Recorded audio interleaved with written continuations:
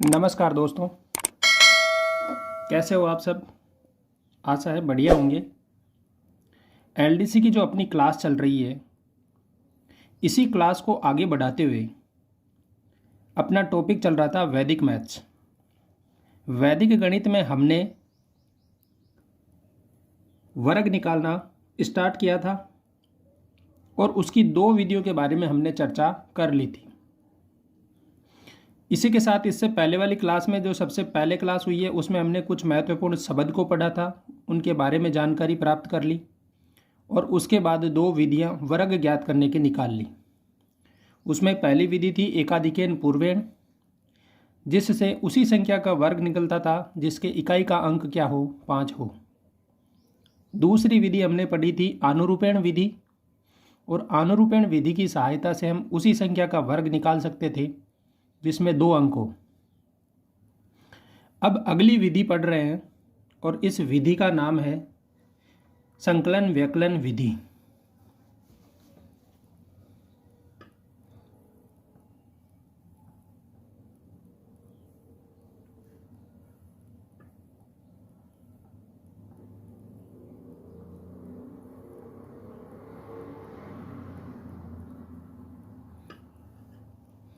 नाम है संकलन व्यकलन विधि।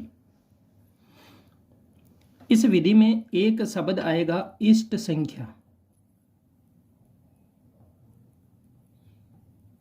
तो पहले इस इष्ट संख्या के बारे में जानकारी प्राप्त कर लेते हैं। तो इष्ट संख्या का मतलब क्या होता है उसको देख लेते हैं।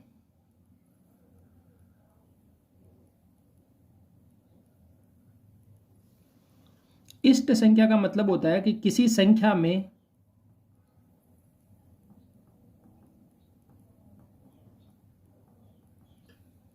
जोड़ी गई वह संख्या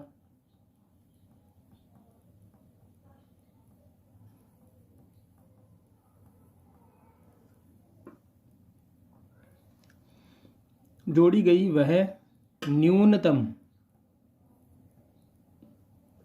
जोड़ी गई, या इसको कह सकते हो घटाई गई, जोड़ी गई या घटाई गई वह न्यूनतम संख्या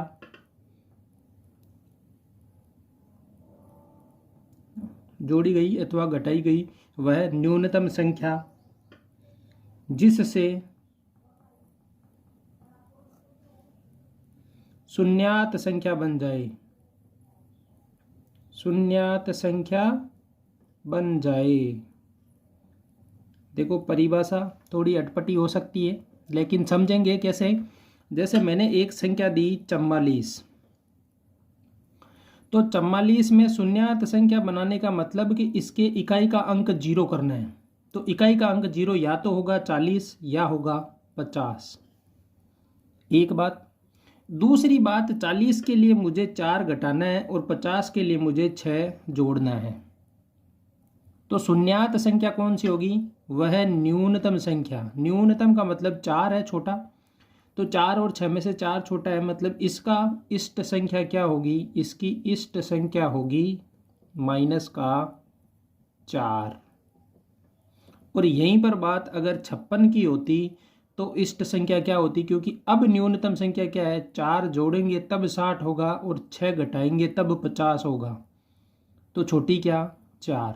तो अब न्यूनतम संख्या क्या, 4। तो इष्ट संख्या हो गई क्या, इष्ट संख्या 4।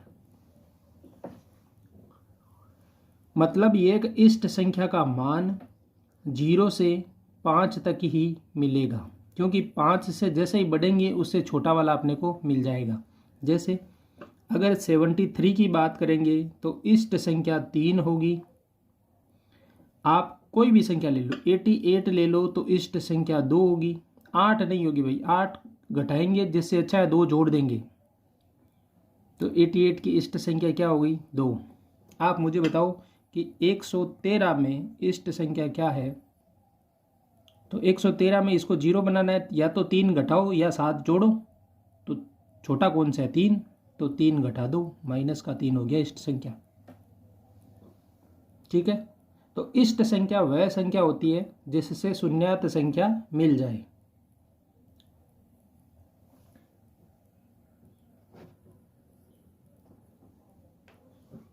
अब बात करते हैं कि संकलन व्यकलन जो विधि है इसका सूत्र क्या होता है। तो सूत्र के लिए होता है, इसका वर्ग निकालोगे तो संख्या का वर्ग इक्वल टू होता है संख्या प्लस इष्ट संख्या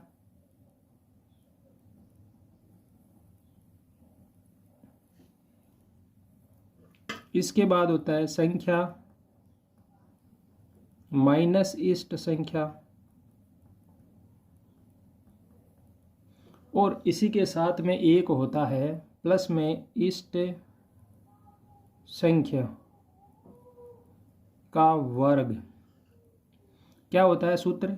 संख्या प्लस इष्ट संख्या, संख्या माइनस इष्ट संख्या और प्लस में होता है इष्ट संख्या का वर्ग। जैसे एक बार के लिए आप देखेंगे कि मैं 13 का वर्ग निकालता हूँ। 13 के वर्ग के लिए इष्ट संख्या क्या होगी? तो इष्ट संख्या मैं यहाँ लिख देता हूँ, इष्ट संख्या क्या होगी? 3। इष्ट संख्या क्या मिल गई? 3 मिल गई। तो यहाँ पर संख्या कितनी? 13 प्लस करेंगे इष्ट संख्या तो प्लस कर दो 3, फिर संख्या 13 माइनस कर दो 3 और फिर मैं प्लस करूँगा 3 का स्क्वायर। 13 प्लस 3 कितना हो रहा है? 16। 13 माइनस 3 कितना हो रहा है? 10 प्लस का हो गया 3 का स्क्वायर।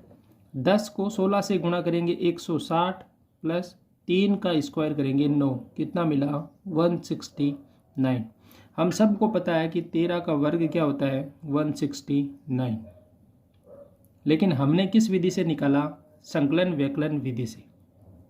मैंने पिछली क्लासों में भी आपको स्पष्ट बोला है कि एग्जामिनर आपसे ये कभी नहीं पूछेगा कि 13 या किसी संख्या का वर्ग इस विधि से ज्ञात करो, कभी नहीं पूछेगा। क्यों नहीं पूछेगा? उसको पता है कि मैं अगर किसी भी विधि का बताऊंगा तो उससे कोई फर्क नहीं पड़ने का। आपको जो विधि आ रही है आप उस विधि से वर्ग ज्ञात कर सकते हो। आपको ऑप्शन टिक करना है कि सी ऑप्शन राइट है, बस। वहाँ बताना ही नहीं है कौन सी विधि से निकाला है। वहाँ सिर्फ और सिर्फ सवाल बनेंगे। वो सवाल बनेंगे यहाँ से, और वो सवाल यही बनते हैं कि यहाँ पर पूछ सकता है तो पूछ सकता है इष्ट संख्या क्या है। तो आपको ये पता होना चाहिए कि इष्ट संख्या क्या है।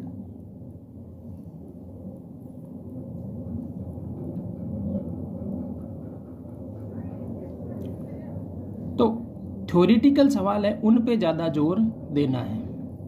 बाकी सबको पता है, मैंने अभी बताया कि 13 का वर्ग आप सबको पता था 169। अब मैं अगर 13 का वर्ग पूछ रहा हूँ तो आप संकलन व्यकलन विधि से थोड़ी निकालोगे। आपको सबको याद है, आप सीधा कहोगे 169 होगा। क्यों इतना मेथड अप्लाई करोगे? लेकिन मैं कह दूं कि अगर 13 का वर्ग याद करो और उसमें इष्टतम संख्या क्या होगी, तो आपको क्या पता इष्ट संख्या क्या है? जब आपने संकलन व्यकलन विधि पढ़ी नहीं, और नहीं पढ़ोगे तब तक इष्ट संख्या का नॉलेज नहीं होगा। तो यहाँ से थ्योरी के सवाल बनेंगे, उन सवालों पे ज़्यादा ध्यान देना है, एक एक शब्द को अच्छे से समझना है बस। वर्ग वर्गमूल निकालना आपको आता है सबको। वर्ग वर्गमूल घन घनमूल आप आसानी से निकाल सकते हो। लेकिन इन विधियों के बारे में और इन विधियों में जो शब्द काम आ रहे हैं, उन शब्दों की व्याख्या परिभाषा आपको याद होनी चाहिए कि क्या होता है। ये नाम भी संस्कृत के नाम है। इन संस्कृत के नामों में भी आपको दिक्कत होगी कि संकलन व्यकलन का मतलब, अब देखो संकलन का मतलब होता है जोड़ और व्यकलन का होता है माइनस। तो यहाँ से पता चल रहा है कि जोड़ेंगे और घटाएंगे, और यही कर रहे हैं, संख्या में जोड़ रहे हैं और संख्या में घटा रहे हैं। लेकिन जब तक आपको संकलन व्यकलन एकाधिकेन इनका पता नहीं होगा, इसीलिए मैंने पहले वो शब्द है जो परिभाषित कर दिए थे, क्योंकि मुझे पता है कि उन शब्दों के हिसाब से ही सवाल बनने हैं। तो आप लोग इन पे ज़्यादा फोकस करें। ये सूत्र आप याद रखेंगे। इस विधि में याद रखने लिए यही एक चीज़ है जो आप याद रखोगे। इष्टतम संख्या क्या है, इष्ट संख्या का नॉलेज होना चाहिए, और ये फॉर्मूला क्या है, बस। इसके अलावा वो आपसे ये नहीं कहेगा कि इसका वर्ग निकालो संकलन व्यकलन विधि से। दूसरी बात, इसमें कोई ऐसा नहीं दे रखा कि 2 अंक की, 3 अंक की, 4 अंक की संख्याओं का वर्ग कर सकते हैं, तो वैसा सवाल भी नहीं बनना। क्योंकि जो अपनी अनुरूपेण विधि थी उसमें 2 अंक की संख्या होती है तो वैसा सवाल बन सकता है। एकाधिक पूर्वेण है, उसमें इकाई अंक 5 चाहिए तो वैसा सवाल बन सकता है। लेकिन इसमें ऐसा कुछ नहीं है। इसमें सवाल बनेगा तो सिर्फ ये बन सकता है कि इष्ट संख्या क्या है, बाकी सवाल नहीं बनेंगे। और इससे हम किसी भी संख्या का वर्ग निकाल सकते हैं। तो अपने के 6 अंकों तक की संख्या का वर्ग ही पूछा है सिलेबस में, तो 6 अंकों तक की संख्या का वर्ग हम इस विधि से निकाल सकते हैं, कोई दो राय नहीं है। एक आप निकालेंगे 52 का वर्ग निकालेंगे, तो 52 क्या इष्टतम संख्या 2, तो 52 में 2 जोड़ो और 52 में 2 घटा दो। फिर क्या करेंगे, 2 का वर्ग को जोड़ देंगे। 52 में 2 जोड़ा 54, गुणा करेंगे 50 से, प्लस करेंगे 4, देखो 0 का 0, 4 का 5 से गुणा 20, 2 5 25 और 2 27, तो 2700 प्लस 4, तो 52 का वर्ग मिला 2704। अब मैं कहता हूँ संकलन व्यकलन विधि से निकालो, तो आप थोड़ी निकालोगे, आप तो सीधा करोगे 52 का 52 से गुणा, 2 का 2 से 4, 5 दूनी 10, 10 दूनी 20, 20 का 0, आज की 2, 5 25 और 2 27, बस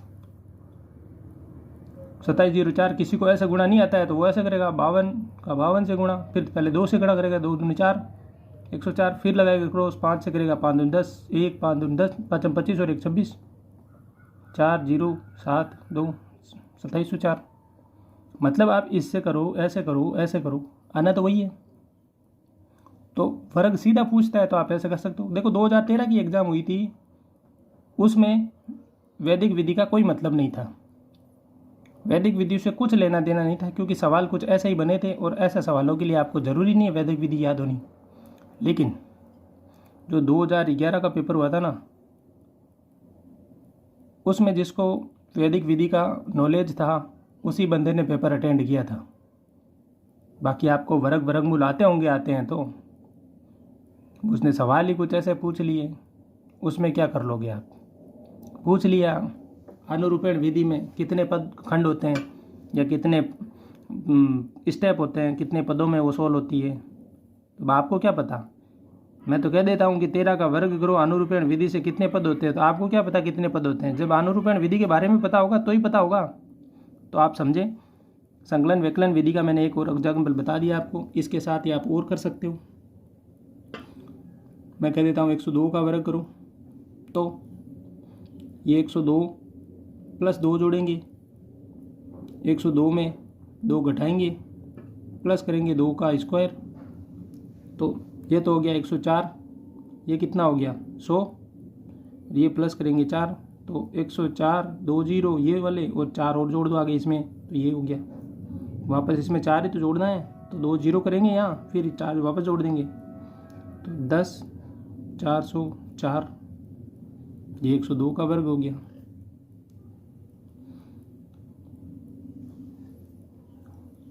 तो ये क्या हो गई, संकलन व्यकलन विधि हो गई।